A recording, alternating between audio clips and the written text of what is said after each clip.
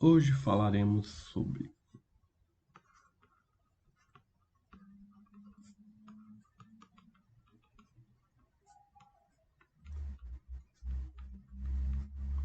conjuntos finitos e infinitos.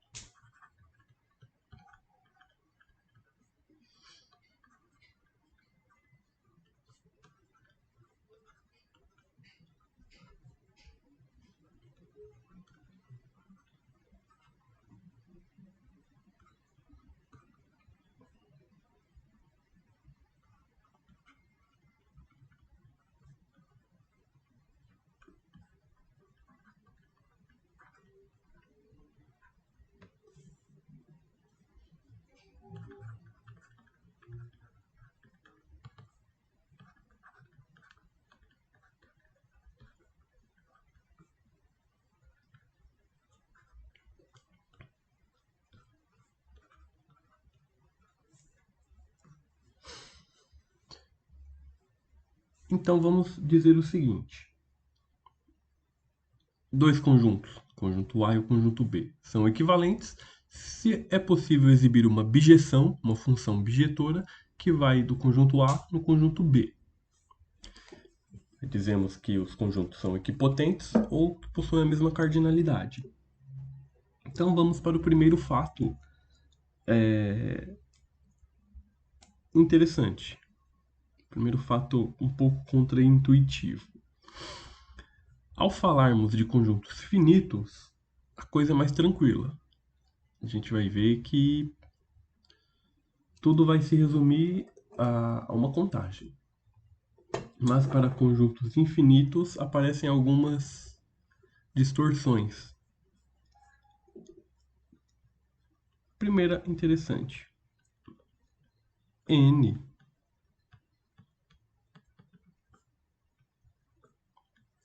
e N estrela.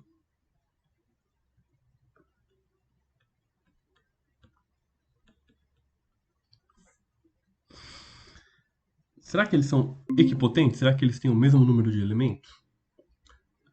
O senso comum faz-nos querer dizer que N tem um elemento a mais. Bom dia, Natasha.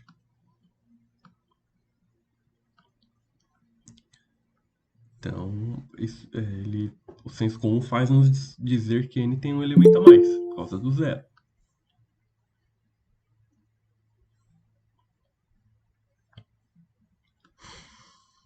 Mas não, na realidade, eles possuem o mesmo número de elementos.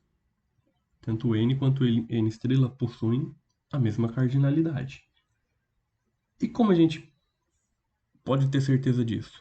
Basta observar a função f sai de N, vai para N estrela, definida por, para todo N do domínio, associa a N mais 1. Então, essa função aqui é uma bijeção.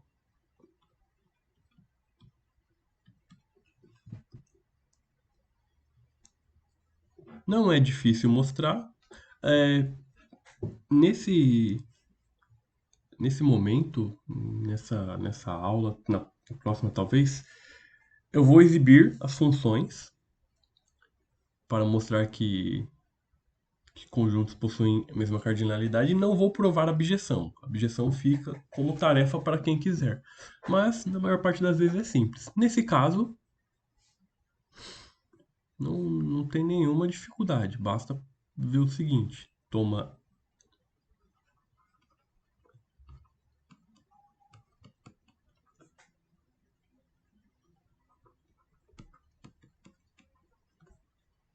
Professor, deixa eu te perguntar. Você colocou ali na notação o módulo dos conjuntos. O que significa que tem a mesma cardinalidade, essa simbologia? Exatamente, aqui não é módulo. Ele pegou emprestado essa notação, as barrinhas, mas como a gente está falando de um conjunto, ele está falando sobre a cardinalidade. De um modo intuitivo, seria o número de elementos. Não, Só sim. que número de elementos vai valer para quando for um conjunto finito. Aí é um n natural que vai representar o número de elementos. Quando o conjunto é infinito, ele vai falar da cardinalidade. A gente vai ver logo mais o que se entende melhor por cardinalidade. Então vamos lá, se eu tenho um n diferente de m, f de n é igual a n mais 1, f de m é igual a m mais 1.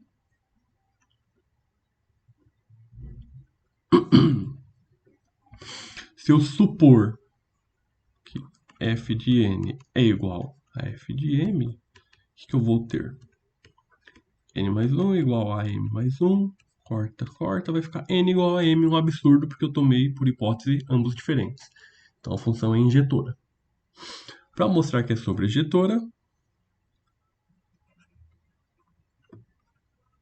para todo n mais 1 pertencente a n estrela,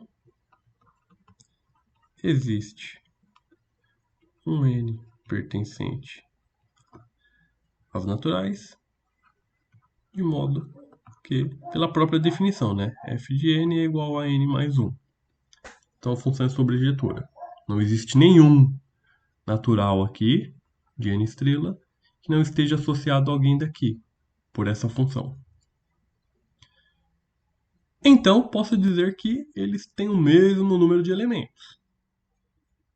Só colocando uma aspa, mesmo número de elementos, a gente não entende ainda o que isso quer dizer quando falamos de números de conjuntos infinitos. Então a gente meio que está usando uma licença poética. Ah, mesmo número de elementos? Como assim? Se é infinito. Mas enfim, vamos usar essa licença poética, licença matemática, por enquanto. Então, n e n estrela possuem o mesmo número de elementos.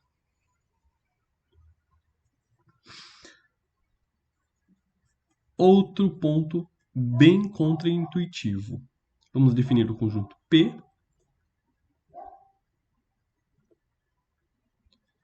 com n, tal que n é um número natural e ainda n é par.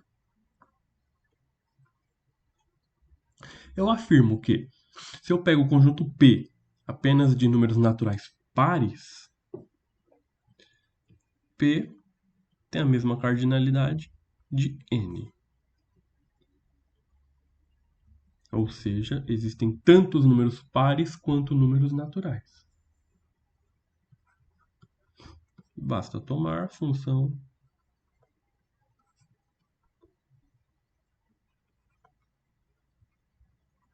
definida por n ligado a 2n.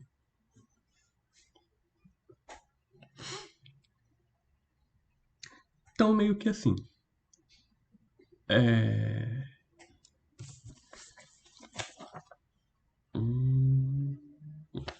Meio que assim. A brincadeira vai ser a seguinte. Se eu pensar no conjunto dos números pares e no conjunto dos números naturais, eu posso fazer a seguinte alusão.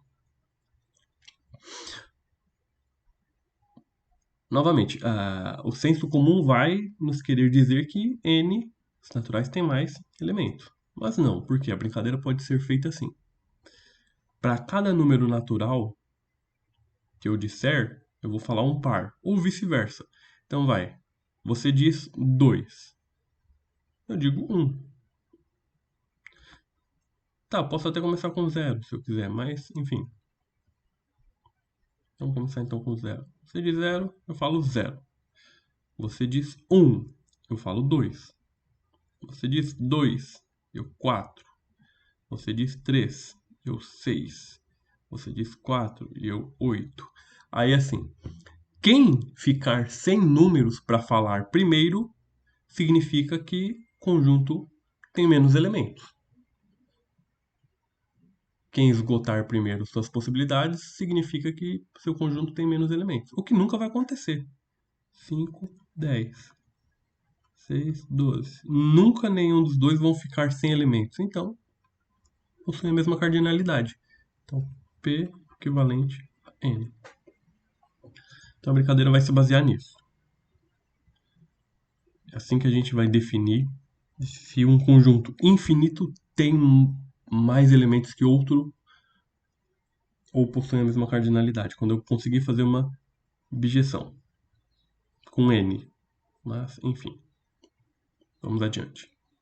Vou abrir uma página nova.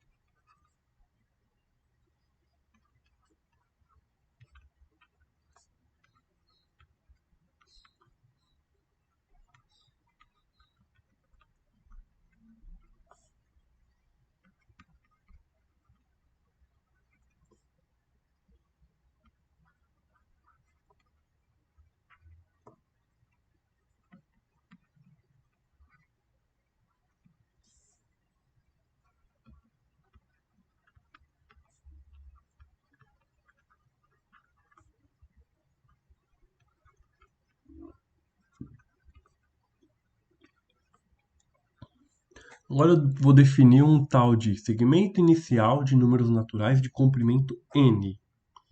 Isso aqui tudo será o nome desse conjunto. Conjunto IN, formado por um número finito de elementos. Uma quantidade n.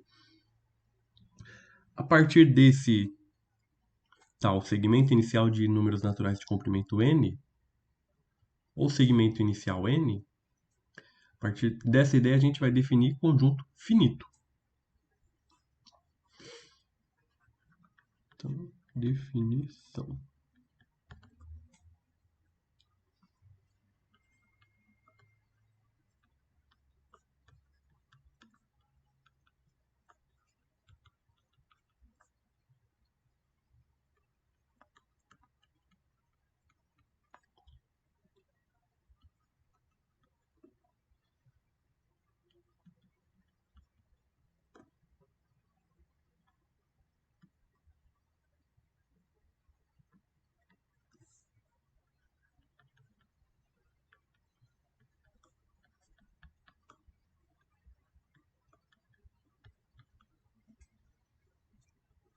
Então, o que nós vamos entender por conjunto finito nessa brincadeira? Então, o conjunto A é finito se ele é vazio. Se ele é vazio, ele é finito por vacuidade, ou seja, se ele é vazio, eu consigo exibir todos os seus elementos. Ah, não tem nenhum. Bom, mais fácil ainda. Então, ele é finito quando ele é vazio, ou se existem um natural, de modo que eu consiga obter um segmento inicial de números de comprimento n, e uma bijeção, que vai ligar esse meu segmento ao conjunto A. E como IN é um conjunto finito, eu consigo exibir essa função explicitamente. Eu posso ligar, no caso, eu tomo o conjunto A igual a B, C, D, E, F, G. Eu tomo I7. É. Aí eu consigo ligar I7 ao A. Nesse caso, eu consigo exibir quem é essa ligação. Uma função que liga N e A é definida da seguinte forma.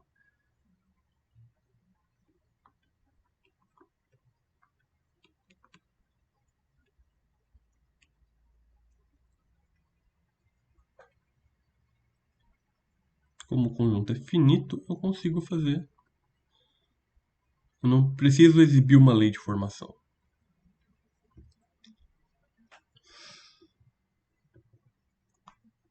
Beleza? Então, só um exemplozinho aqui.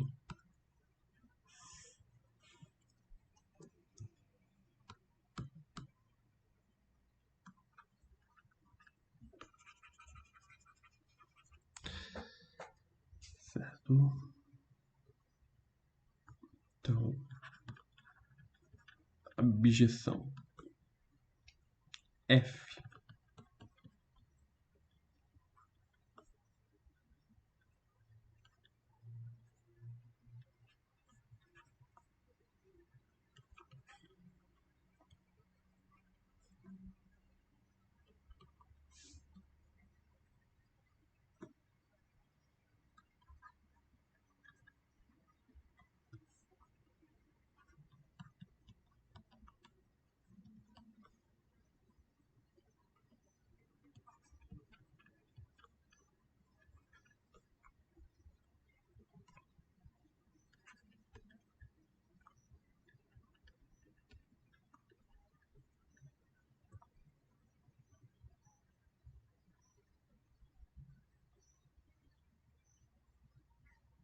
A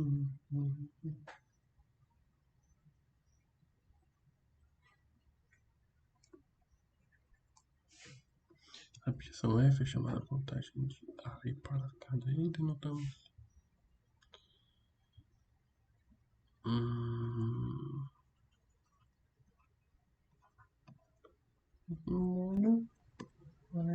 Tá.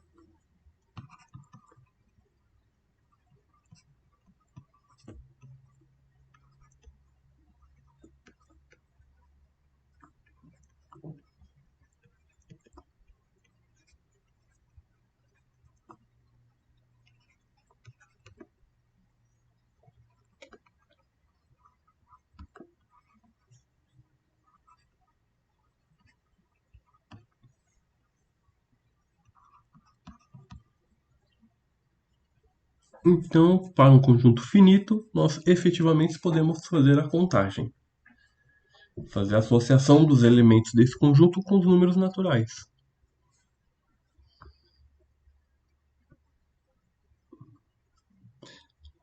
Nós dizemos que um conjunto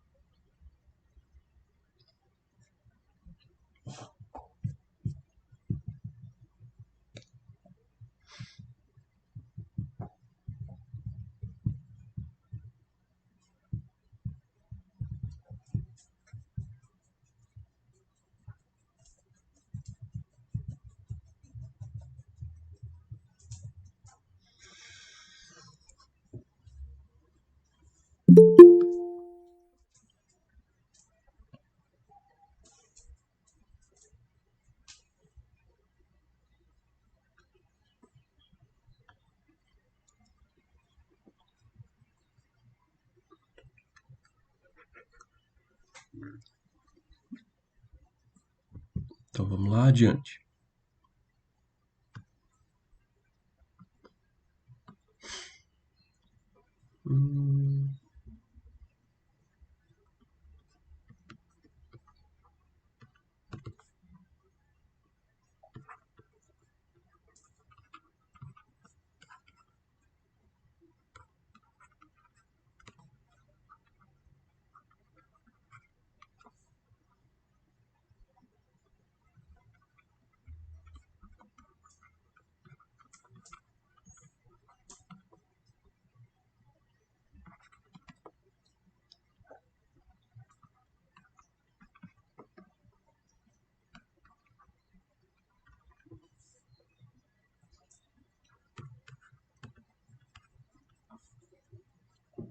Então dizemos que um conjunto é enumerável. E agora esse conceito vai ser bastante importante. Um conjunto é enumerável se conseguimos fazer uma objeção. Vamos usar n estrela. Deixar o zero para lá, vai. Se existe uma objeção entre n estrela e x.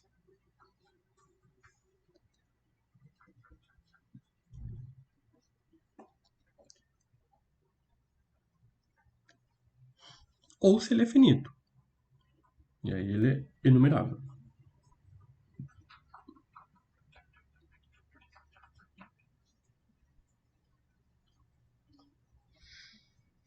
Obviamente,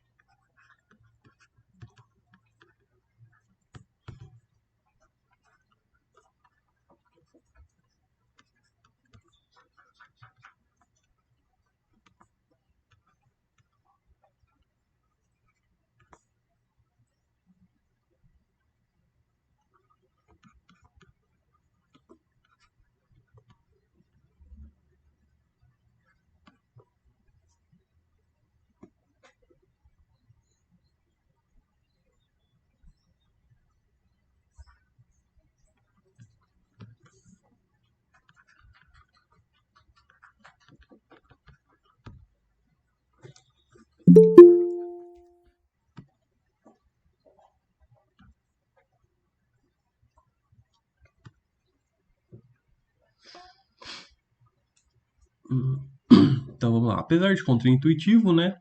A gente pode afirmar já nessa altura do campeonato.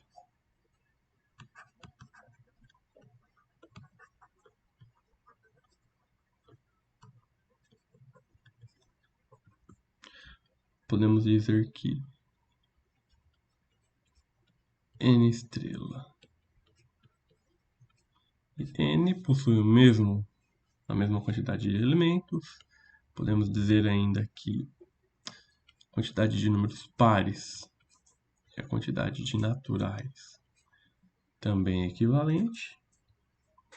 E então temos um ferramental já suficiente para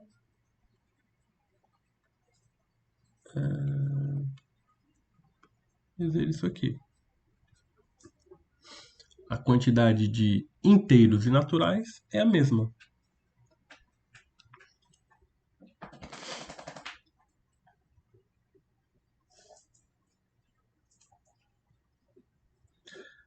Basta que exibamos uma função objetora que liga um conjunto no outro. Conseguem pensar em alguma?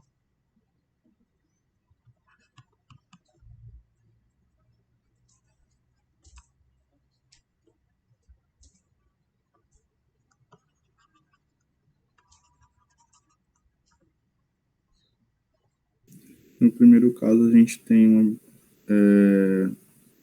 uma função que vai de n a n estrela, que seria n em n mais 1. Ah, não, eu digo aqui no último, Ah, no último? dos inteiros.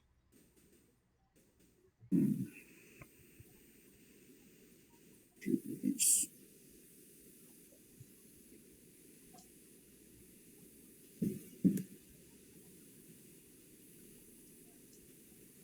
a gente tem que dar a lei de formação ou poderia fazer só a relação que a gente estava fazendo anteriormente? Bom, tanto faz. Mas nesse caso tem uma lei de formação que a gente, é meio que se a gente se fizermos uma uma caramba, me fugiu a palavra, uma ligação entre os números, a gente vai acabar percebendo um padrão. E aí surgir a lei de formação é simples, que daí a gente pode fazer o seguinte, a gente liga o zero no zero, o no um, o 2 no menos um, o 3 no 2, o 4 no menos 2 e assim por diante. Ou seja, podemos ir associando todo número ímpar aos positivos e todo número par aos negativos, ou vice-versa, tanto faz. Vamos ver se a gente escreve essa lei de formação.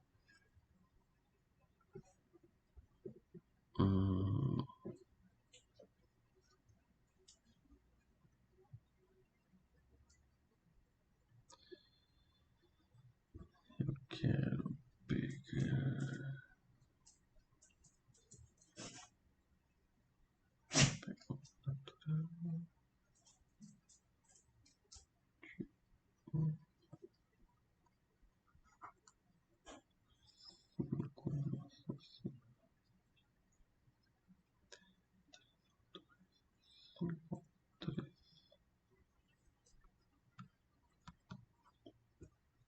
Bom, os ímpares tá bem tranquilo, ou os pares.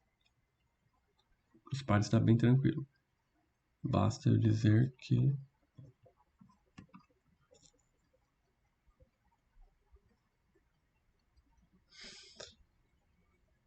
n dividido por 2, eu pego o número dividido por 2 e boto um sinal de menos.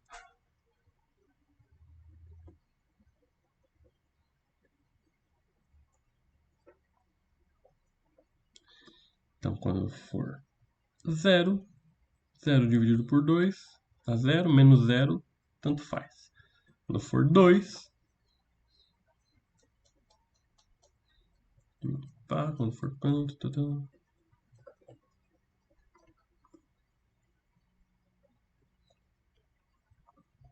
agora, os ímpares. O que eu posso fazer?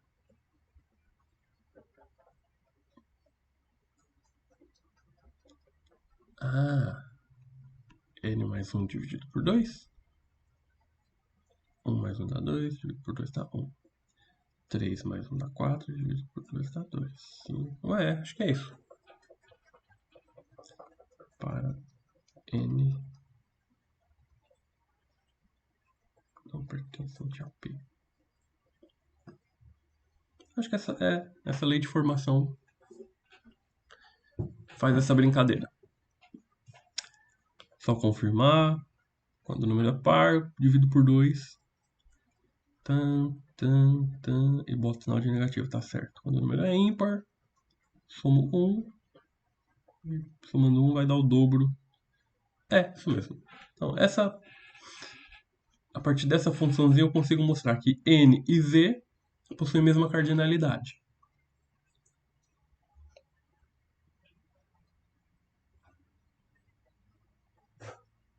Tudo bem? Alguém discorda? Tudo certo. Beleza.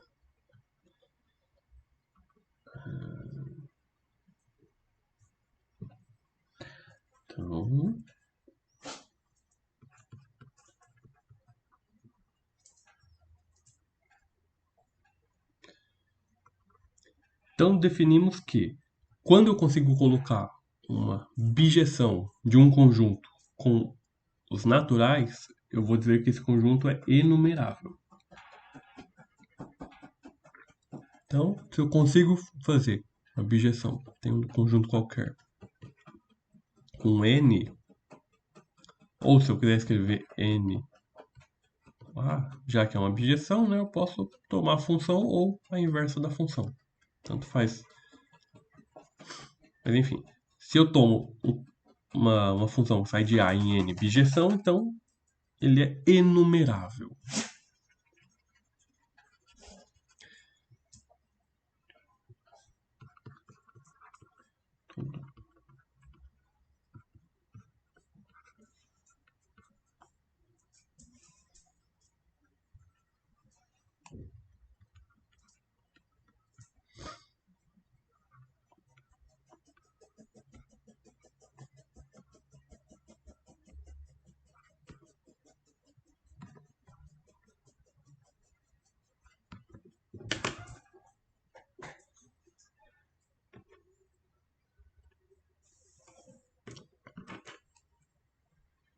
Todo subconjunto infinito de um conjunto enumerável é enumerável. Ou, dizendo de outra maneira, se eu tenho um conjunto enumerável,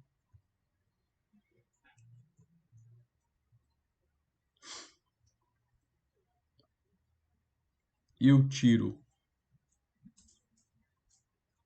uma quantidade qualquer de elementos, esse conjunto continua sendo enumerável.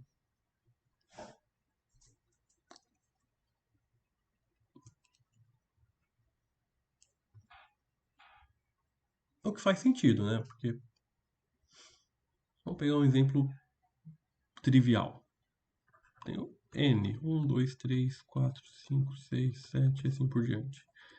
Se eu eliminar esses três números, meu conjunto continua sendo enumerável. Continuo conseguindo fazer uma bijeção. Posso ligar o 4 no 1, 5 no 2, 6 no 3 e assim por diante. Então, vamos demonstrar esse fato aparentemente óbvio.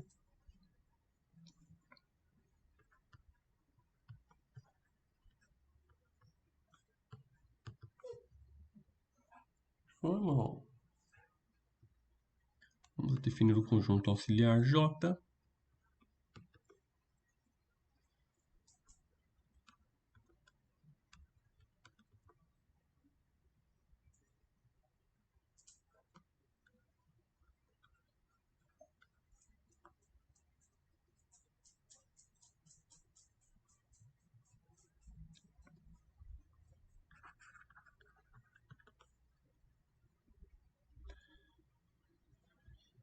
Então, seja um conjunto A equivalente ao nosso J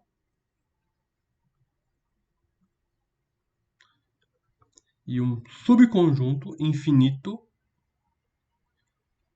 Como vou escrever isso? Assim.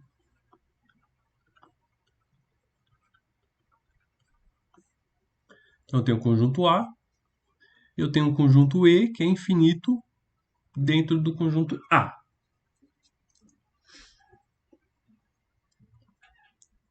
Então, vamos perceber que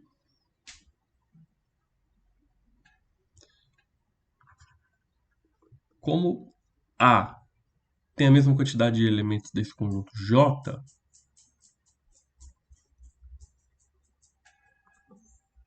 então existe uma objeção que vai de J em A. Como A é equivalente a J, existe uma função f bijetiva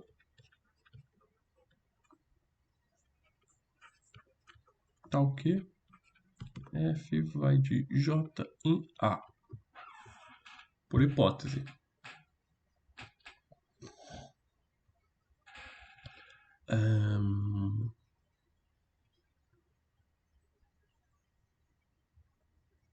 O que nós queremos provar? Então, nós queremos provar o seguinte. Temos um conjunto A infinito, enumerável, e temos um conjunto E aqui dentro. Esse conjunto E também é infinito, então a gente quer mostrar que ele é enumerável. Desse modo, se eu conseguir exibir uma função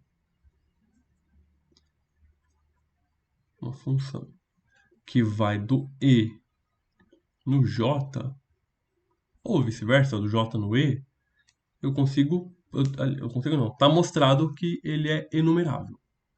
Então a gente precisa encontrar uma objeção entre E e J. Então é isso que queremos fazer, encontrar uma objeção entre E e J.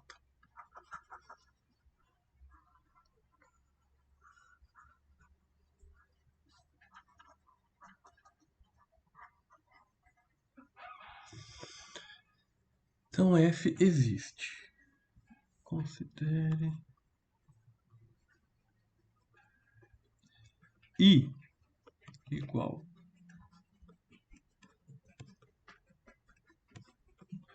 a imagem inversa de E. Ou seja, N pertencente a J, tal que F de N pertence a A.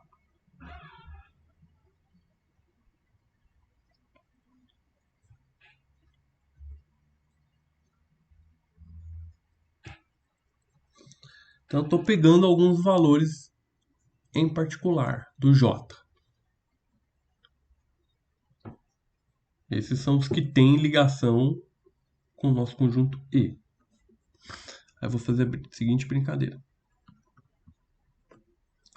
Tome N1, o menor elemento de I.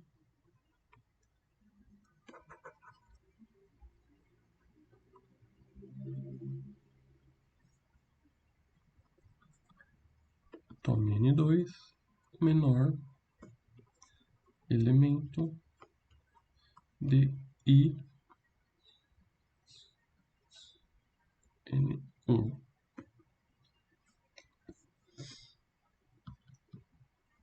Tome N3, o menor elemento de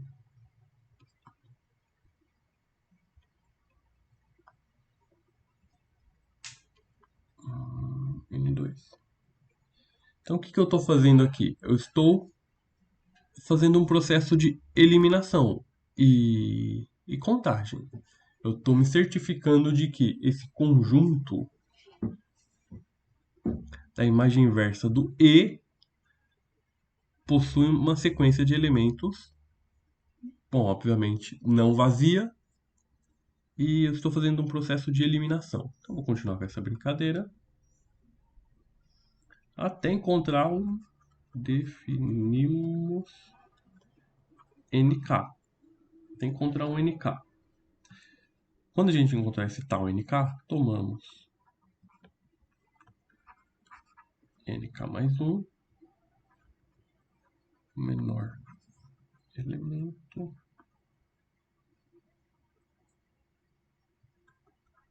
de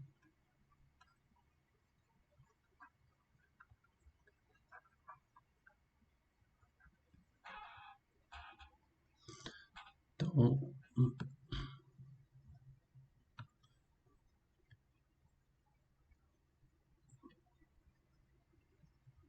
tá aí onde essa brincadeira vai me levar. Vou continuar essa contagem.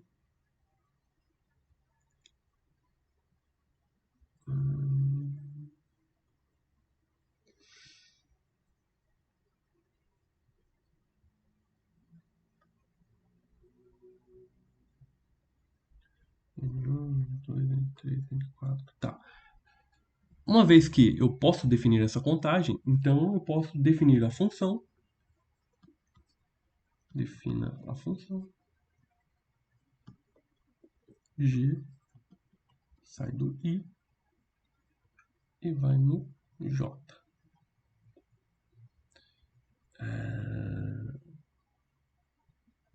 Dada por N, K, K. Então, entenderam o que a gente fez aqui? a gente só explicitou.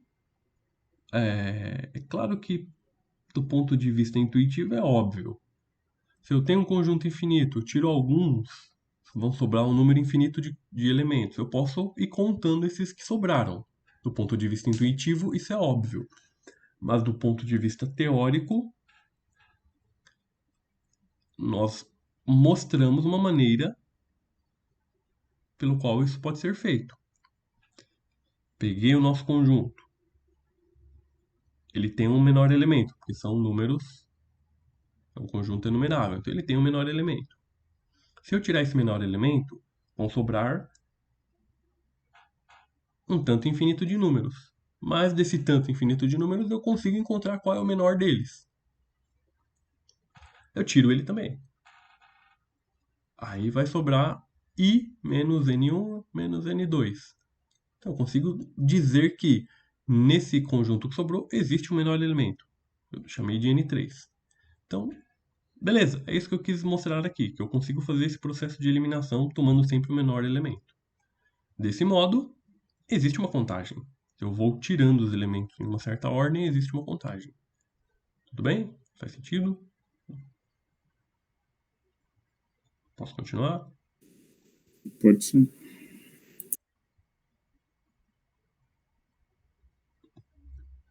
O resto da galera tá todo mundo vivo? Luísa, Má, Mariana, Matheus, Natasha? Sim. Ok. Qualquer coisa, Tudo certo. pede pra eu parar. Então, beleza. Então, a gente mostrou esse processo de contagem. Se é possível fazer isso, então eu posso fazer uma objeção entre esses tais elementos e o tal do índice que eu tô tomando para fazer essa contagem. Nada mais é do que o j. Então, beleza. Definimos essa função g. Então, agora que vem o truquezinho. Então, aqui meio que o problema está resolvido. Por quê? Como g é uma bijeção, vou tomar g menos 1, que vai de j em i. E liga k ao nk. Eu tenho ainda f. F, cadê a F? Aqui, F liga J no A.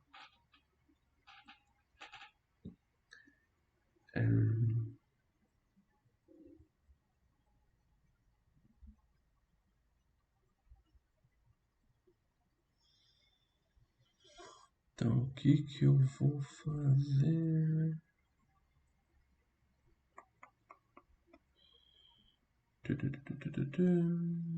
F.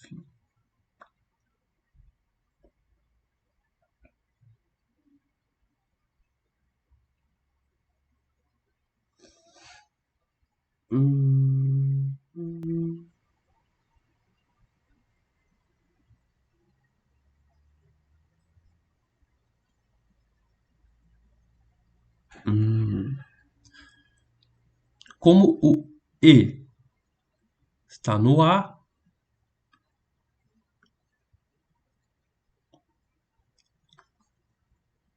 a imagem inversa de E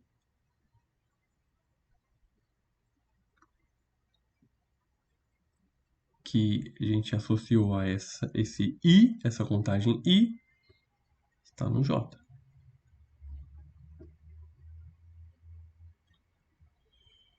Então, F, primeiro aplico G, tô aqui, tá, F tá aqui. Tá, então eu vou fazer a composição de F bola G menos 1.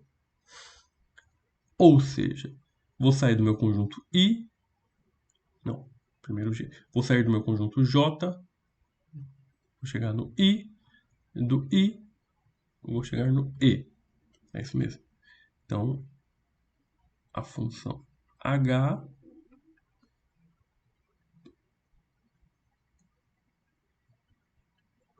a função H vai do J para o E. J, I, I, E. Então, H definida por F bola G menos 1.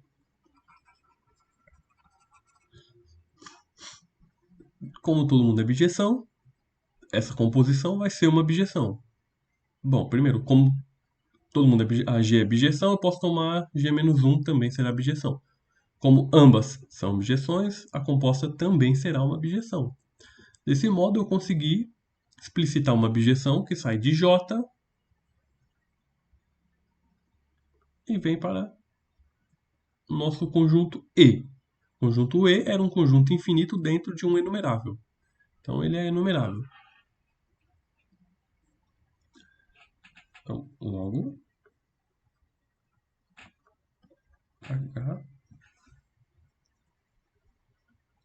é bijetora e, portanto, E enumerável.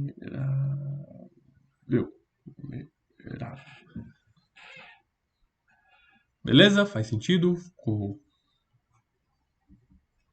Ainda que nem todos os pequenos detalhes da demonstração tenham ficado entendidas. O processo ficou tranquilo? Foi só questão de dar uma lida novamente e os detalhes se encaixam. Mas o importante é o processo no geral. Então isso tudo serviu para quê? Para dizer que se eu tenho um conjunto enumerável, eu tiro alguns elementos dele, ele continua sendo enumerável. Ele não vai mudar a sua estrutura. Então agora vamos bugar mais um pouco a cabeça. Vou abrir uma tela nova.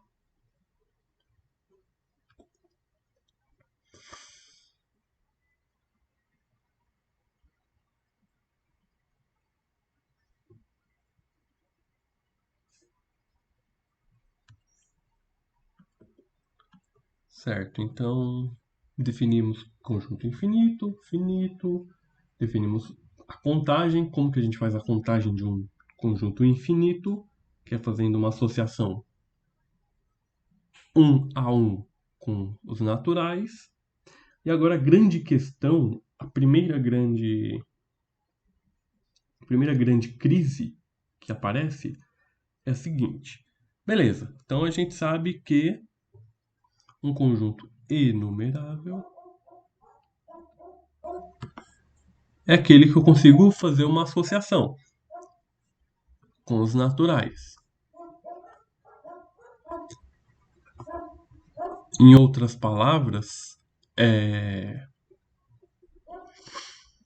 você me fala um conjunto qualquer e a gente quer saber se ele é enumerável, então a brincadeira é, você vai listando os elementos desse seu conjunto, você vai criando uma ordem listando eles, e a cada elemento que você fala o A, eu falo 1, você fala o B, eu falo 2, C, 3, D, 4, E, falo 5, F, 6, você fala o próximo, eu 7, H, 8 e assim por diante. Então a gente faz essa brincadeira e mostra que o conjunto é enumerável. A primeira grande crise que vai nos aparecer é e o conjunto Q? O conjunto das frações, números racionais. Será que é um conjunto enumerável ou não enumerável?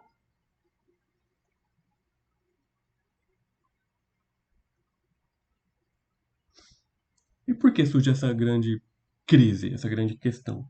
Porque Q é um conjunto denso. Ah, como assim? Então, o que eu estou querendo dizer é o seguinte. Vamos tomar um intervalo. Vamos tomar só um intervalo de A até B. Então, esquece todo o restante dos racionais que estão jazendo na reta. Vamos tomar só um pequeno intervalo. Dentro desse pequeno intervalo, eu posso encontrar aqui um A mais B sobre 2. E se eu olhar apenas dentro desse pequeno intervalo, eu posso encontrar um A mais B sobre 2 somado com B sobre 2. E dentro desse novo pequeno intervalo eu posso encontrar. Bom, eu já não vou escrever mais. Sei lá, um alfa mais b sobre 2 e assim por diante. Então ele é denso. A gente chama isso de densidade. Entre quaisquer dois racionais, existe um terceiro racional. Então, esse conjunto aqui, com esse intervalo de A até B, é denso. Bom, deixa eu formalizar essa ideia.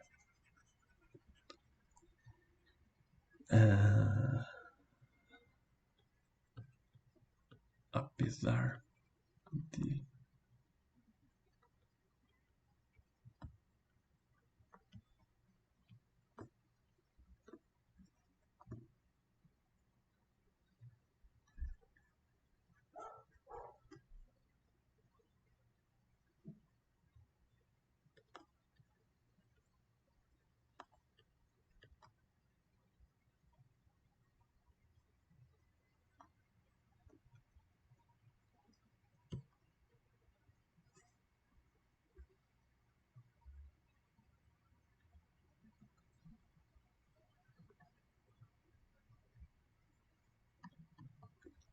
E aí? Então, levando em conta essa tal dessa densidade, apesar de A, B ser denso em Q, esse conjunto numérico obtido por essas frações, ele é enumerável ou não enumerável?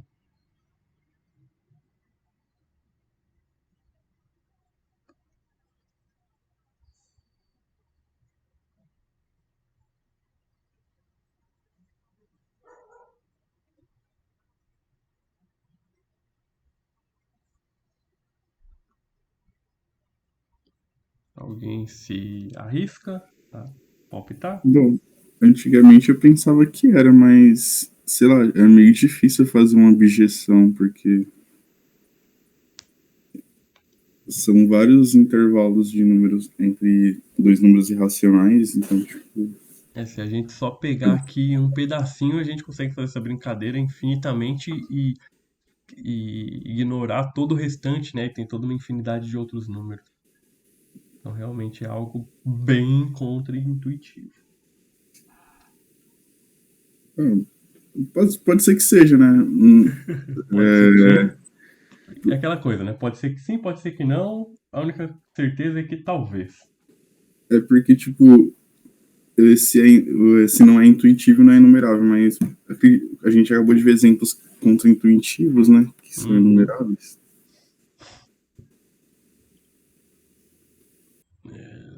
Mariana diria que não é enumerável. Vamos lá, mais uma terceira opinião.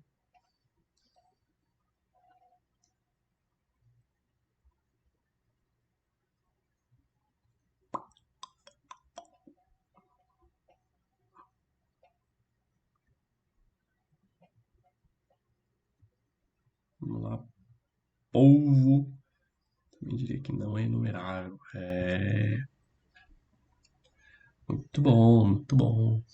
Como eu disse, nessa brincadeira aqui o senso comum mais atrapalha do que ajuda, porque Q é sim um conjunto enumerável.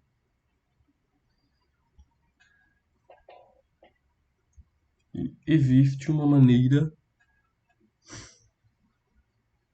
relativamente tranquila de. E existe uma maneira relativamente simples de criar essa tal dessa ordenação. Vamos ver como.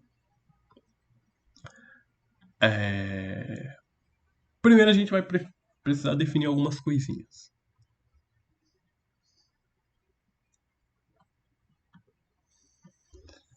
Então,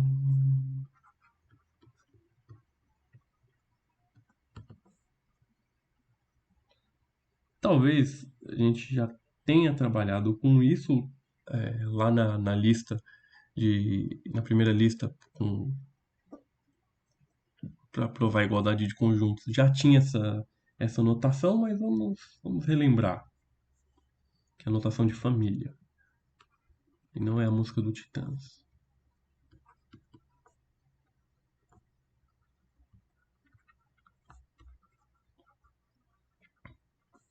Quaisquer. Qualquer alfa. Ah.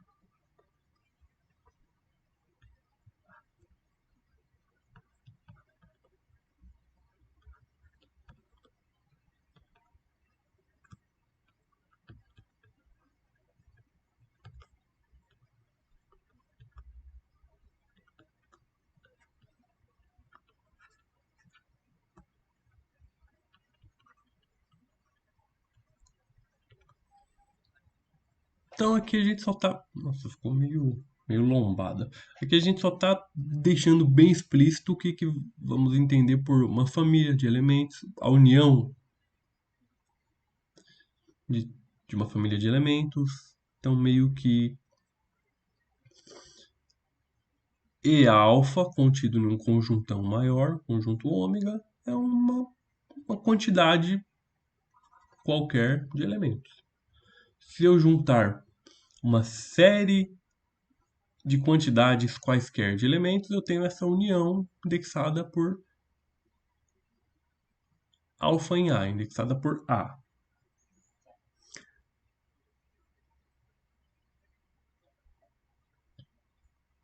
Dá uma lida, vê se realmente está dizendo que vocês já trabalhavam, não apenas aqui, mas talvez em alguma outra disciplina, talvez em álgebra, teoria dos números, com essa notação. Que nada mais, nada menos está dizendo que a união de uma quantidade qualquer de outros conjuntos.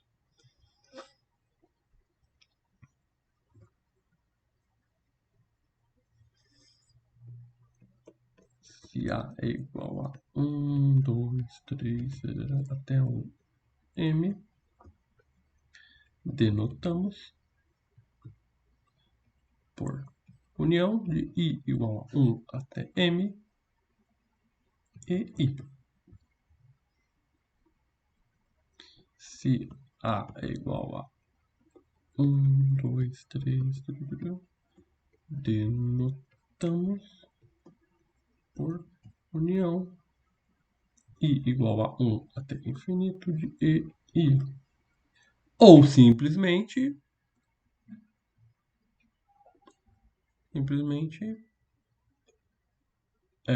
subentendemos o infinito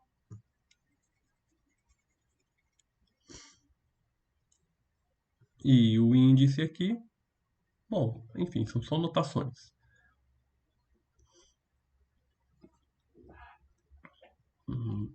Título de praticidade é bem comum, como eu disse, escrevermos sim, por exemplo. E aí, qual é o índice? Infinito. Mas enfim, isso aqui, desde que esteja bem claro e não gere confusão, é só uma questão de notação. Analogamente,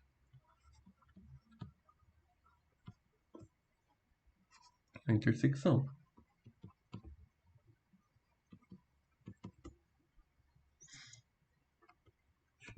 pertence a ômega, tal que x pertence a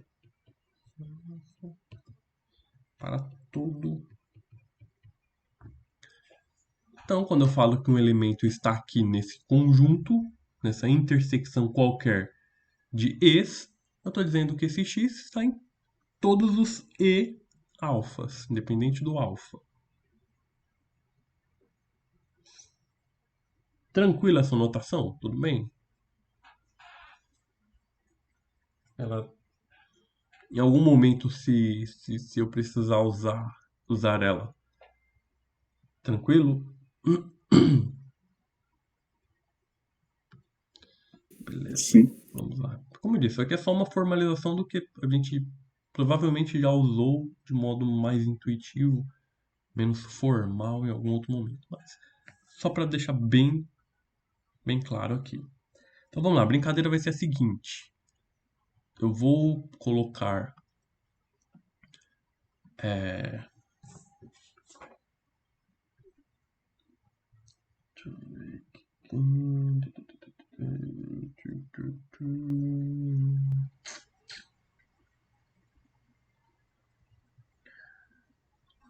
Tá. Então a brincadeira vai ser a seguinte.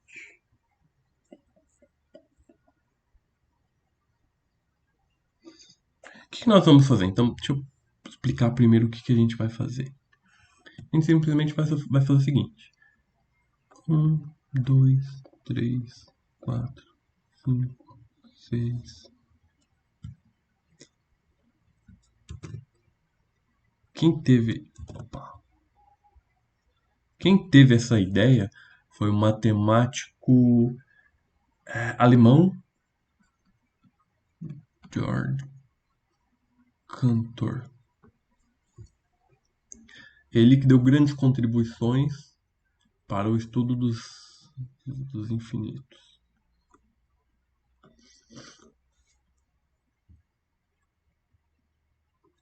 Quatro, 5, 6. Então a gente vai fazer assim.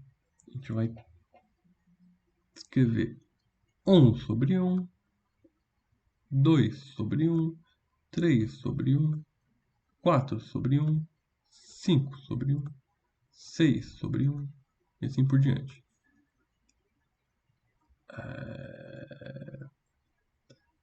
1 sobre 2, 2 sobre 2, ou seja, sempre esse número sobre esse. 3 sobre 2, 4 sobre 2, 5 sobre 2, 6 sobre 2. 1 sobre 3, 1, 2, 3, 4, 5, 6, 4, 2 quartos, 3 quartos.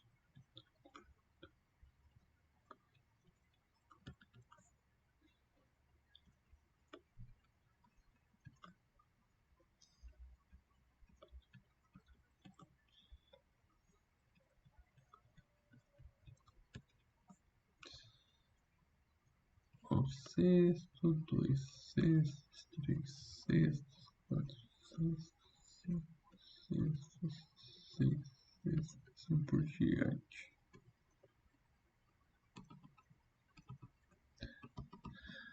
Então vamos lá. A partir dessa brincadeira, dessa notação, vocês concordam que qualquer fração que eu pensar, qualquer par de números, estando um no denominador e o outro no numerador, ele vai estar aqui em algum lugar.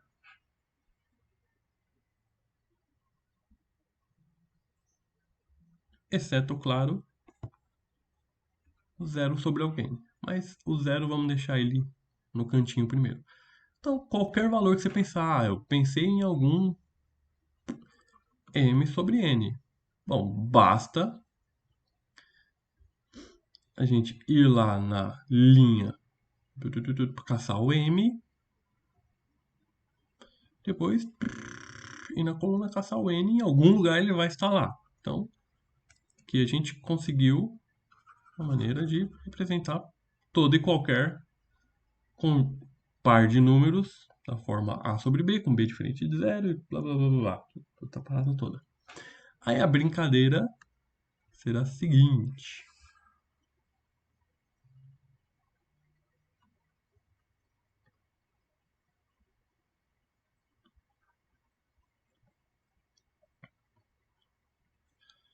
Vamos.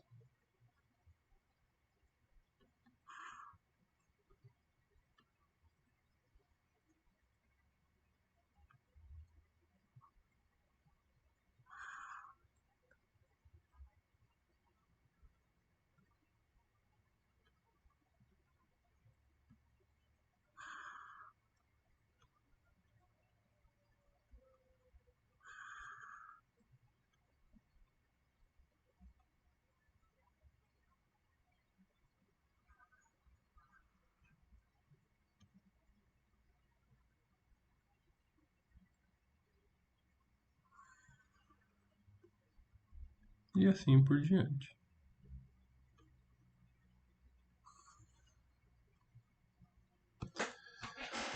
Vamos lá, vocês concordam que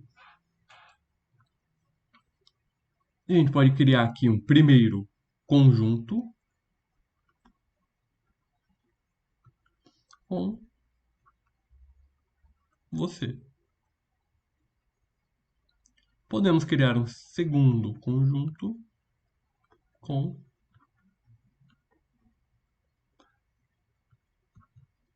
você. Já pegaram, já entenderam? Bom, imagino que já tem entendido faz tempo. Já entenderam a brincadeira, né? A gente vai pegar um terceiro conjunto, um terço, 2 sobre 2, 3 sobre um. E o interessante, assim, por enquanto isso é irrelevante, alguns números vão aparecer diversas vezes. Por exemplo, se eu pegar aqui já no terceiro, vai aparecer um terço, 2 sobre 2, 3 sobre um. 2 sobre 2 nada mais é do que uma outra maneira de representar um sobre um. Tá? Estão todos em uma mesma classe de equivalência. Mas isso pouco importa no momento. Então a brincadeira vai ser essa. E aí, assim, esses conjuntos es vão aumentando de tamanho indefinidamente. Mas eles sempre serão enumeráveis.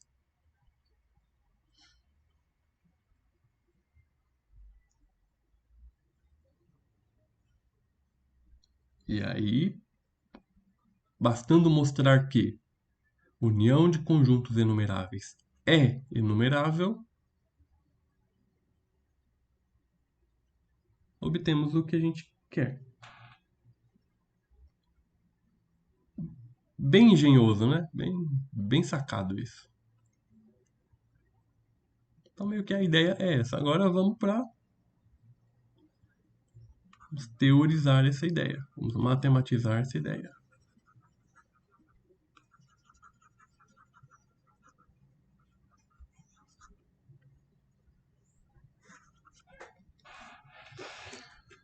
Hum,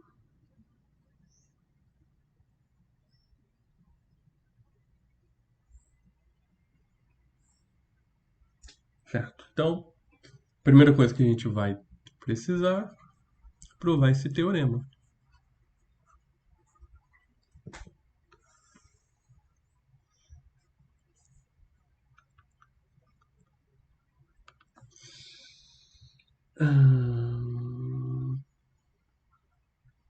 Seja E N N igual a 1, 2, 3. Uma coleção de conjuntos enumeráveis. Então, a união de todos eles, ou seja,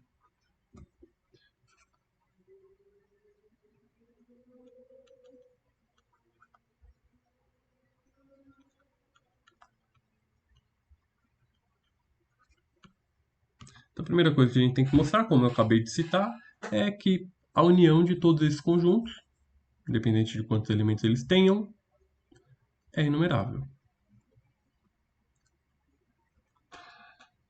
Então, vamos lá.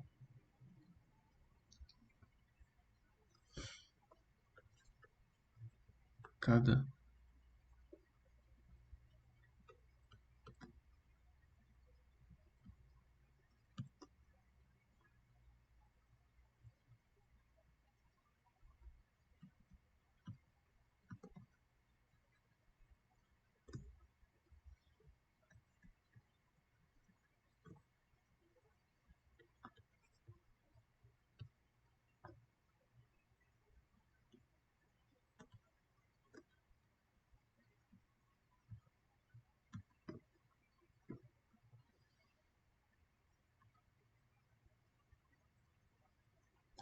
Então, vou escrever aqui.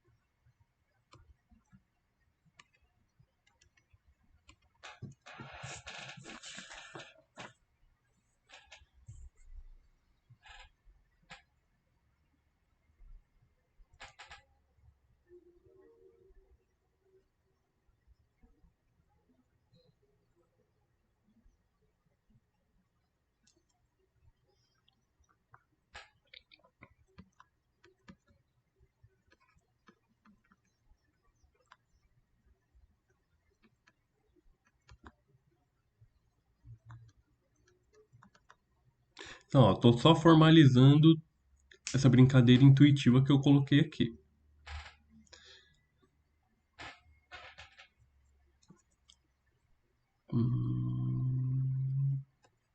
Então, mais um. X1, 4, X2, 4, X3, 4, e assim por diante.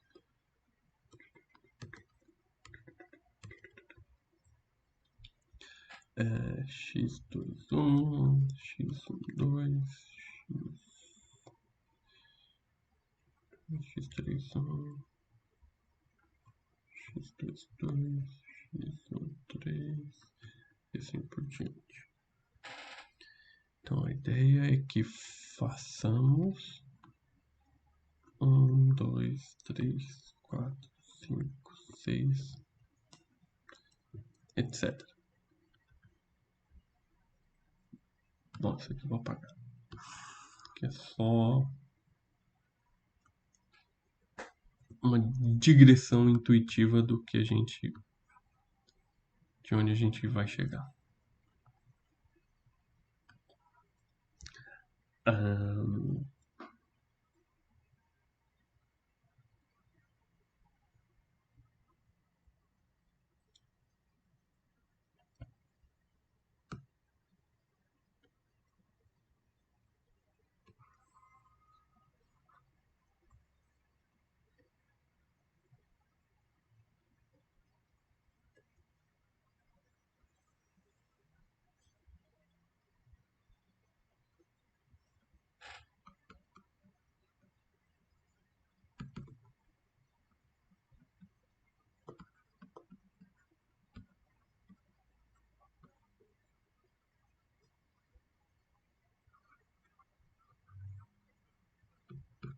Então, ó, aquilo que eu tinha feito aqui, enumerando um, 2, 3, 4, etc. Um, 2, 3, 4 e um sobre um sobre 2 sobre um, 3 sobre um, tal. É só a ideia intuitiva com os números, porque a lógica tá aqui. Então a gente toma uma família de elementos, reorganiza ela dessa forma, toma ela usando uma lógica, que é aquela dos risquinhos, coloca eles em ordem. Então agora vamos ver um teorema que vai nos ajudar nessa empreitada. Então sejam A e B conjuntos enumeráveis. Então,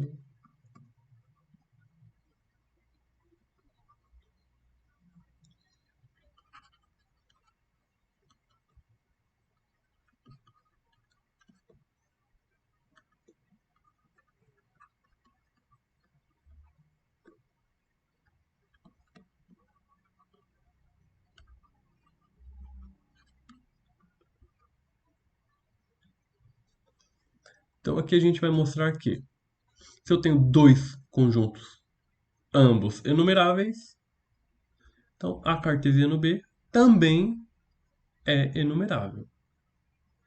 E aí aqui já vou colocar um adendo em particular.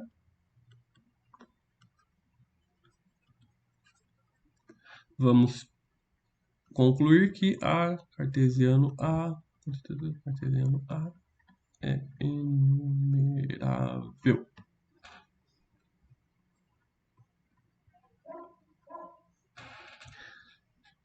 Então aqui a gente vai mostrar que A cartesiano B é enumerável.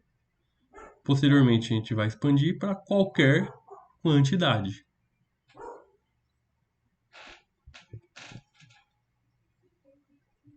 Tudo bem?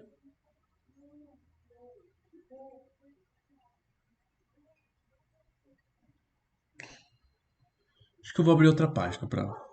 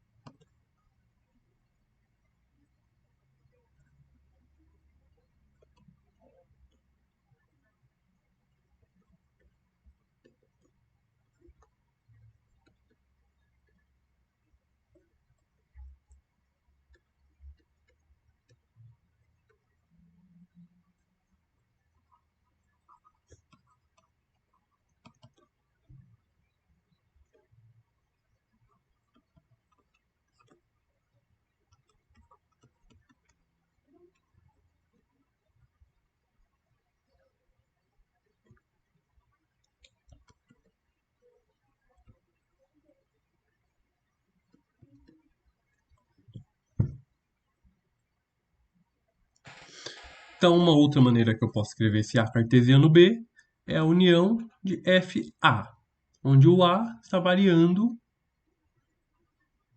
dentro do conjunto A. E o B é um elemento fixo do B. Então, meio que eu posso tomar cada elemento de B, fixo um elemento B e vou variando o elemento A.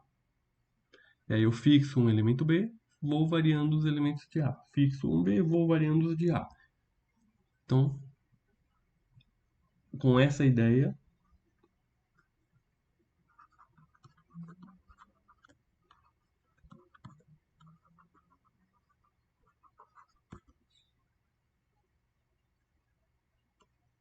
como B é enumerável,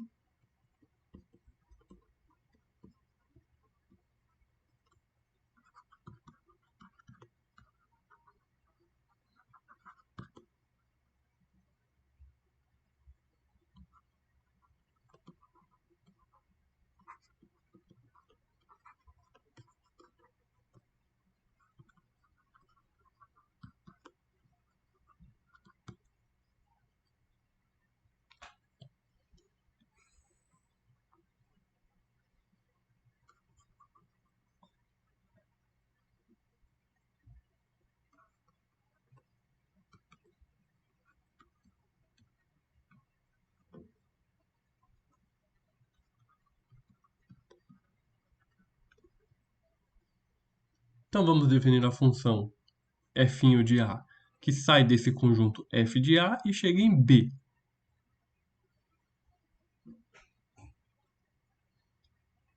Ou seja, ele sai de um par ordenado AB e vai em B.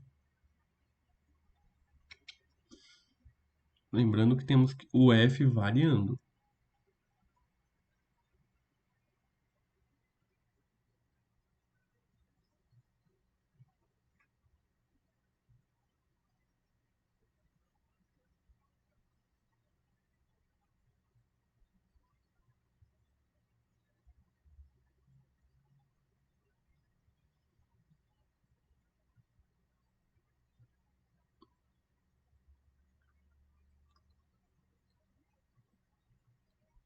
Então, esta função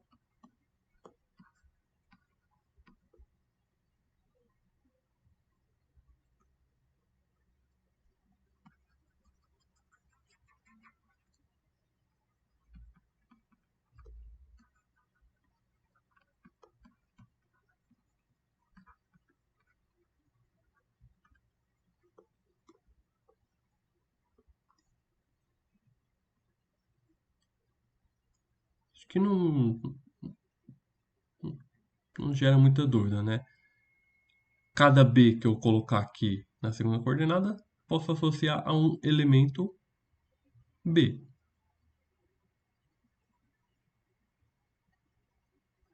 Então, eu posso associar cada par ordenado a um valor B. Basta tomar o carinha que está aqui no B e botar ele aqui. Então, isso aqui é uma objeção. Então, eu tenho f de A e vou tomar. Ah, tá. Cadê? B por hipótese já é enumerável. Então, eu tenho uma G que sai de B, chega em N estrela por definição. Então, eu vou tomar.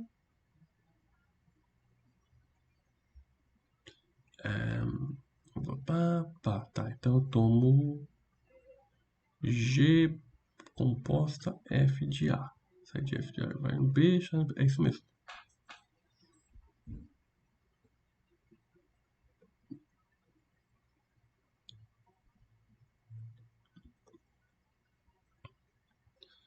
F de A em N. Então, novamente, G é uma objeção, F de A é uma objeção, então a composta de duas objetoras é uma objeção. Então, consegui exibir uma função aqui que saiu de F de A, chegou em N estrela. Logo,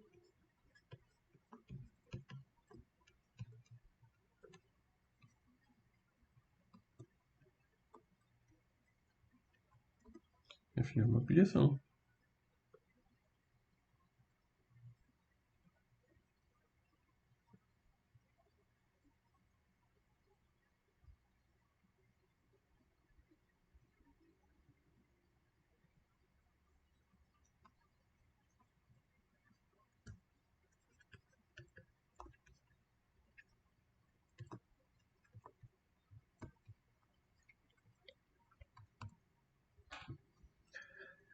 Agora, para estender a ideia para A cartesiano A N vezes, é simples, basta aplicar pif. Então, corolário. Então, a gente tem que A cartesiano B ou A cartesiano A, né? Basta tomar A e B iguais. Então, temos que A cartesiano A é enumerável, quando A e B são enumeráveis. Então, vamos lá. Corolário. Se A é enumerável, cartesiano A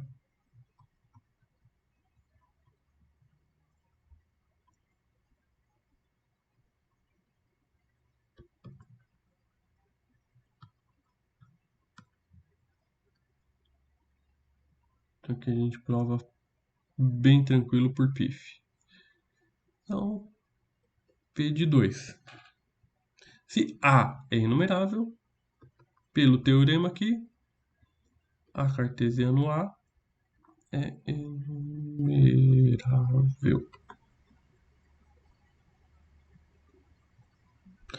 Suponha, então, P de K. Ou seja, vamos supor que A cartesiano A K vezes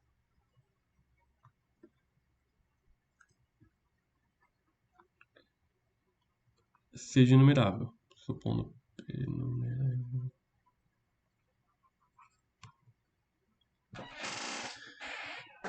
Então, supondo que P de K é enumerável, podemos tomar P de K mais 1 igual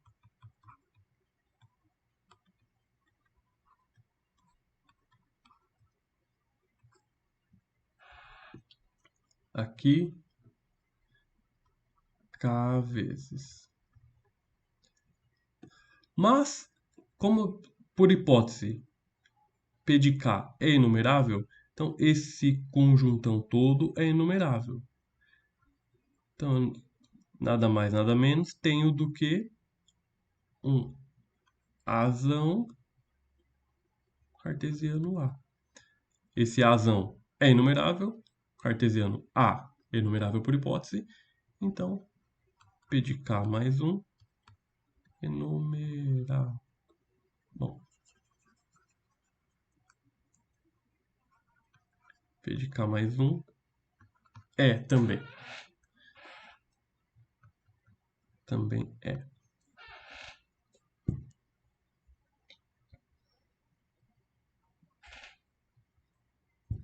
Tudo bem? Dúvida? Crise?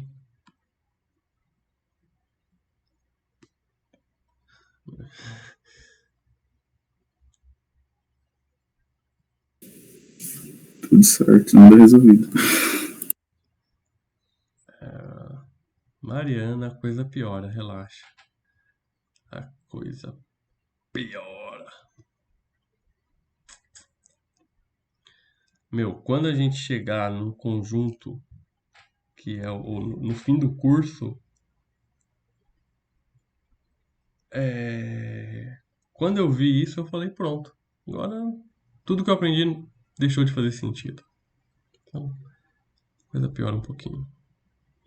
Mas assim, é algo lindo, extremamente show. Para quem é entusiasta dessa disciplina da matemática, nossa, vai pirar. Mas é algo totalmente fora do senso comum. Tipo, é aquele tipo de coisa que você vê, eu vou falar, eu vou demonstrar, eu vou provar, você vai aceitar e ainda assim você vai falar: Não, vejo, mas não acredito. Mas enfim, vamos lá. Ahn, Cadeira baleta.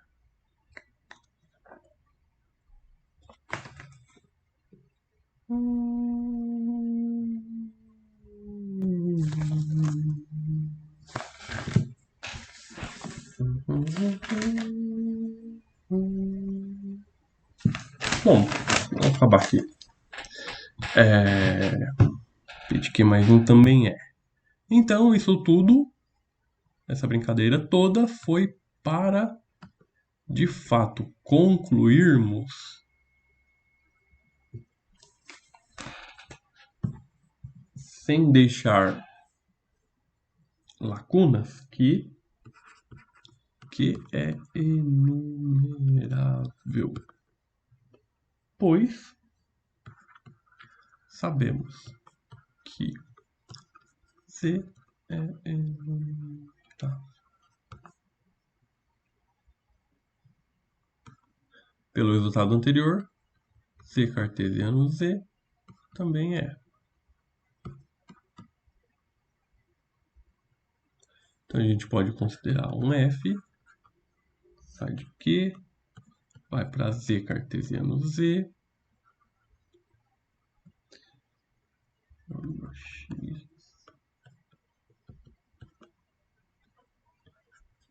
x é igual a m sobre n.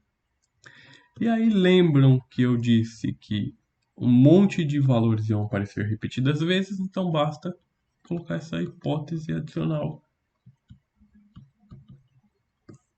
MDC de mn igual a 1. Desse modo teremos uma função injetora.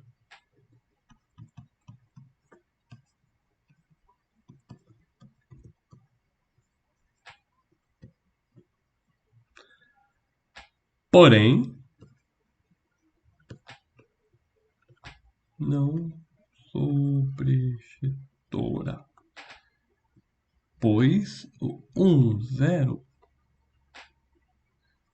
pertence a f de k.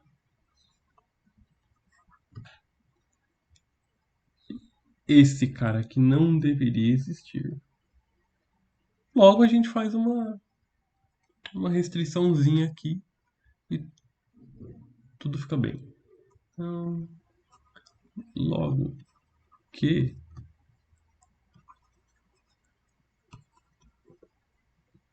o mesmo número de elementos de f de q que está contido em z cartesiano z.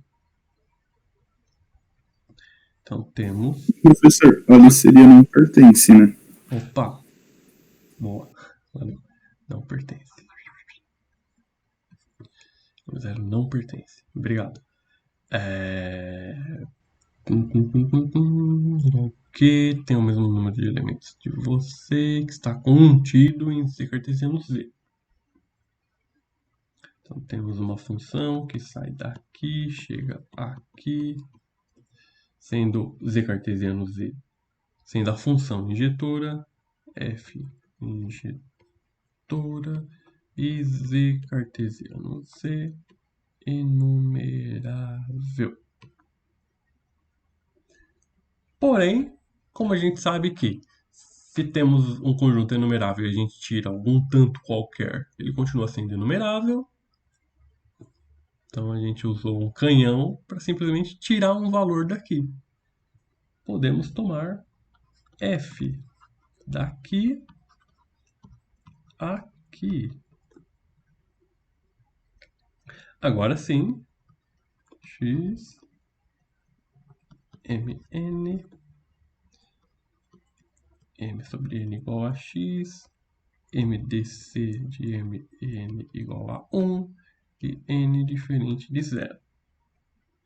Uma objeção. Então agora temos uma objeção. E, portanto, que tem a mesma quantidade de elementos de z cartesiano z estrela, ou seja, que é enumerável.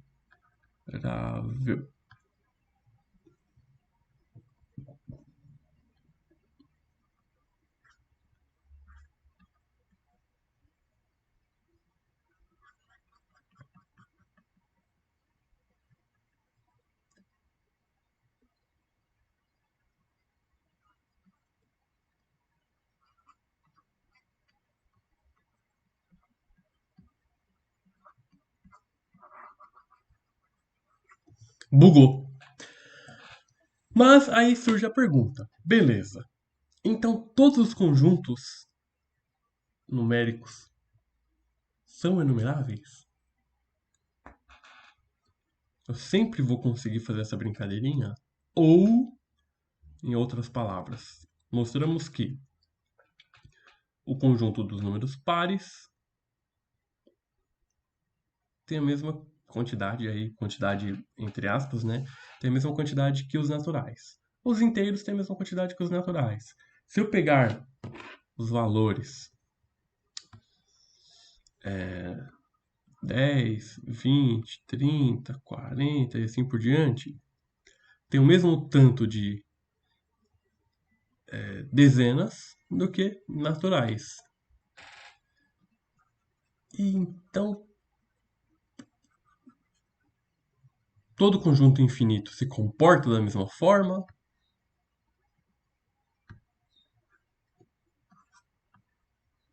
Fica a interrogação.